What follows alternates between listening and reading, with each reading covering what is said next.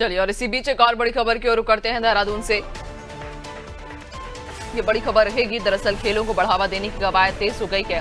प्रदेश सरकार जल्द ही 23 खेल अकादमी बनाएगी और अस्तित्व में ये खेल अकादमियां जल्द ही आएंगी। तो प्रदेश के 8 शहरों में 23 खेल अकादमी स्थापित होंगी। स्थानीय पारंपरिक खेलों को भी बढ़ावा देने पर फोकस होगा। प्रदेश में खेल विश्वविद्यालय और महिला स्पोर्ट्स कॉलेज भी बनेंगे। तो खेलों को बढ़ावा देने की कवायद तेज हो गई है। प्रदेश सरकार जल्द ही 23 खेल अकादमी बनाएगी, जहां ये खेल अकादमियां जल्द ही अस्तित्व में भी आएंगी। प्रदेश के 8 शहरों में 23 खेल अकादमी स्थापित होंगी। स्थानीय पारंपरिक खेलों को भी इस दौरान बढ़ावा देने पर फोकस होगा। प्रदेश में खेल विश्वविद्यालय और महिला स्पोर्ट्स कॉलेज भी बनेंगे। ज्यादा जानकारी लेंगे, सहयोगी सोनू लगातार हमारे साथ बने हुए हैं। सोनू, खेलों को बढ़ावा देने के लिए अब नई कवायद की जा रही है। प्रदेश सरकार जल्द ही 23 नए खेल अकादमी बनाने जा रही है। देखिए नैन्सी, उत्तराखंड की धामी सरकार खेलों को बढ़ावा देने के लिए हर संभव प्रयास कर रही है। सरकार देवभूमि उत्तराखंड को खेल भूमि के रूप में लाने के लगातार प्रयास कर रही है और यही वजह है कि उत्तराखंड के कई जनपदों के 8 मुख्य शहरों में खेल अकादमियों को स्थापित किया जाएगा। इसकी कवायद शुरू हो गई है। जल्द ही ये तमाम खेल अकादमी जो हैं वो अस्तित्व में आ जाएंगी। इसके साथ साथ सरकार ये भी फोकस कर रही है खिलाड़ियों को प्रोत्साहित करने के साथ साथ कि जो खास तौर पर उत्तराखंड में खेल विश्वविद्यालय की आवश्यकता है। जो कुमाऊं क्षेत्र है, हल्द्वानी का जो गौलापार इलाका है, यहाँ पर जो खेल विश्वविद्यालय उसको स्थापित किया जा रहा है। जल्दी इसको लोकार्पित किया जाएगा।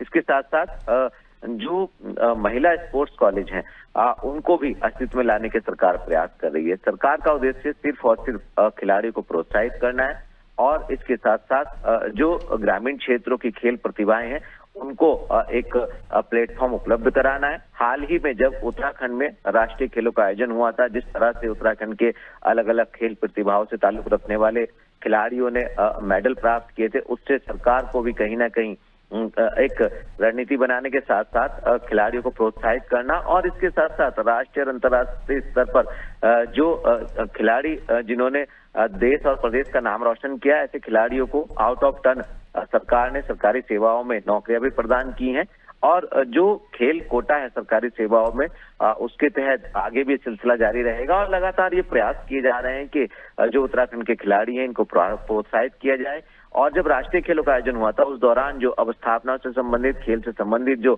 उपकरण खरीदे गए थे, आने वाले समय में उनका सदुपयोग हो सके, सरकार इस पर भी फोकस कर रही है। तो हम ये कह सकते हैं कि लगातार सरकार जो है वो खेलों को बढ़ावा देने के लिए, खिलाड़ियों को प्रोत्साहित करने के लिए प्रयास कर रही है और ये माना जा रहा है नैन्सी के उत्तराखंड सरकार का जो एक संकल्प है कि देवभूमि उत्तराखंड को खेल भूमि के रूप में अस्तित्व में लाया जाए, लगातार ये प्रयास सफल साबित होते हुए नजर आ रहे हैं।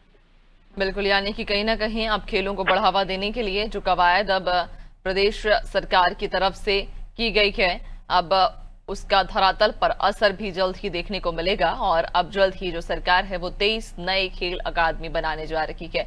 बहुत शुक्रिया आपका जानकारी साझा करने के लिए। तो बता दें कि खेलों को बढ़ावा देने के लिए ये कवायद की गई है कि अब जल्द ही प्रदेश सरकार 23 खेल अकादमी बनाने जा रही है और ये खेल अकादमी अस्तित्व में भी जल्द ही आने वाली हैं। यानी कि अब उत्तराखंड में जो खेल प्रेमी हैं उनके लिए ये बड़ी राहत की भी खबर है, खुशखबरी है कि जो खेल के प्रति रुचि रखते हैं या जो बच्चे जो अपना भविष्य खेल में तलाशते हैं, अब उनके लिए ये एक सुनहरा मौका है कि अब सरकार 23 खेल अकादमी बनाने जा रही है।